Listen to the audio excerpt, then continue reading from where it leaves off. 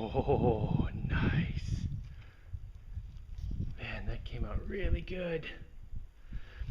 I do have a little bit of a blob over there. This part I did in the dark though.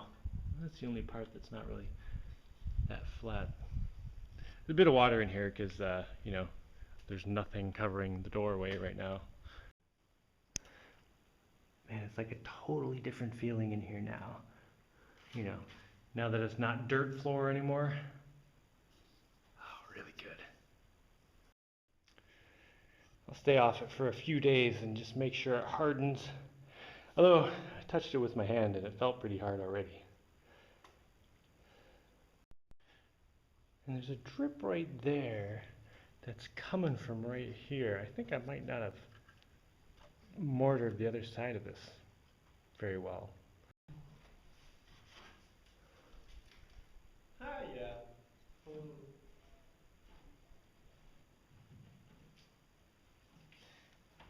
Yeah, like right there.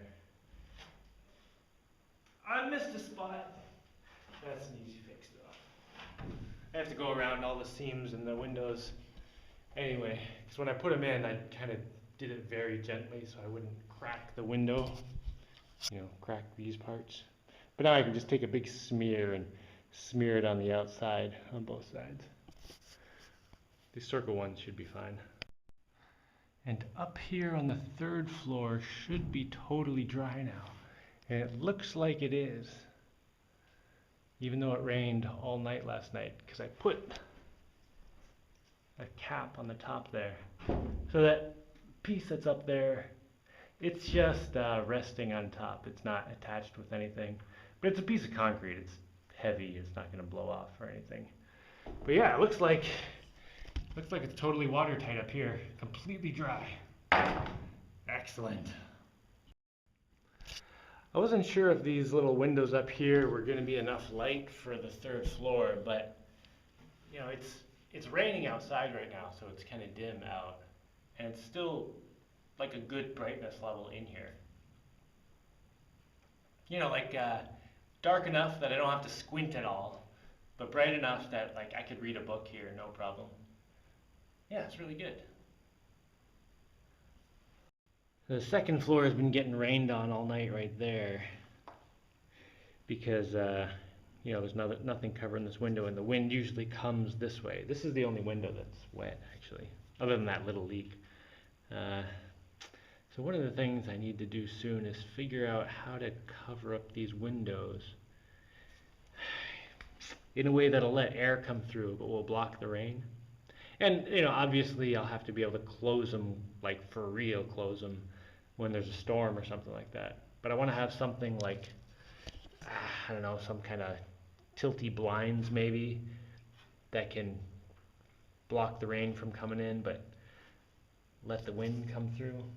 One idea to do with these windows is drill some holes in the sides there and holes on the other side matching them, and then have shutters, that go like this, that obviously go into the holes, and then they can tilt to open and then tilt this way to block the rain. The only tricky thing is kind of sealing them against the edge. They don't need to be sealed perfectly, but I could put them there, close them, and then smear concrete along the bottom of the part where it tilts down, and then the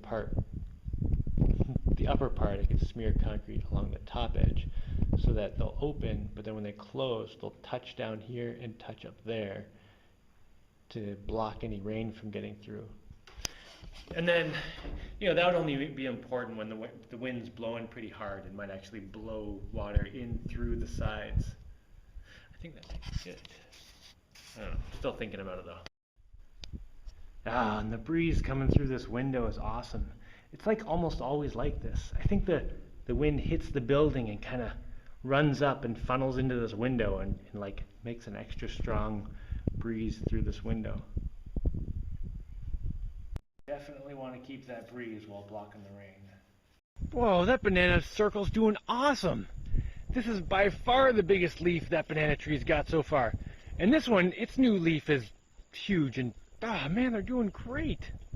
And those daishin things, those are daishin, right? That thing right there? Yeah, I think Yeah, the ones with the funny roots that you can eat that are like potatoes kind of. For some Ooh, our reason, tomatoes are doing good too. Everything's looking great in here. Oh, the sweet potatoes over there. Man, they're growing like crazy. Oh yeah, those ones too. Oh, what kind of grass is this? Citronella? One's citronella and one's lemongrass. Man, everything in here is growing so well. I wonder if I have enough space back here to do another one of those circles, but do a papaya one. I think there is enough space. And this is all composted too, so it's the same dirt that's in that banana circle. I just need to dig out this middle, make a donut around the outside, plant everything around the outside, and start filling the middle with compost. Oh, then I'll have to fence this off again. I still have that. I just need to put some mesh there or something and get some sticks or something over here. Chickens will eat papaya plants before they get anywhere. Ah, right. And I need to liberate my workshop from some of these tools. I wonder if this thing works. Why does it have two plugs? Obviously one is for this motor and another one is for something. I don't know. Well, this will be the main motor switch up here. Well, it appears to run very smoothly.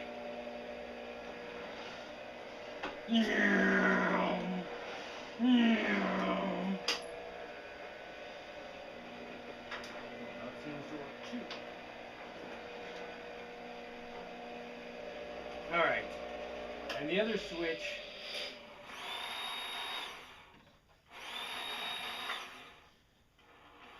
does something in here. Some sort of speed control noise making device. I'm gonna have to look up what the heck that is. Control cut speed adjustment. Whatever that is. Alright, I need a nut for here. This is a 5/8 inch shaft with a backwards thread, so like lefty tighty, righty loosey. I need a replacement nut for that, but other than that, it looks like it's mostly intact. The raiser and lower does not work. That's not a super important function, and I might be able to fix it. But everything else, all the important stuff seems to be pretty good. The motor sounds great. Wow, look at that, super smooth.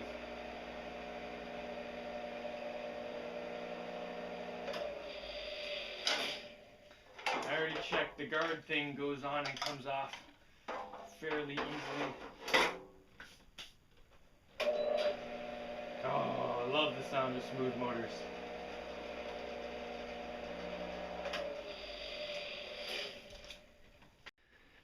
Alright, so maybe this radial arm saw will work out alright. On this jointer planer here, I'm pretty sure I'm going to have to sharpen these blades. I think I have an idea for that. Just kind of sharpening them manually with a sharpening stone you'd normally use for a knife. And, you know, getting things lined up perfectly in a little jig. And I'll probably do the same thing for the blades on the thickness planer in here. Which is going to be time consuming because I'm just going to be doing it by hand. But I shouldn't have to do it very often. And I'm pretty sure I can do a good job with that stupid thing. Oh, looks about right.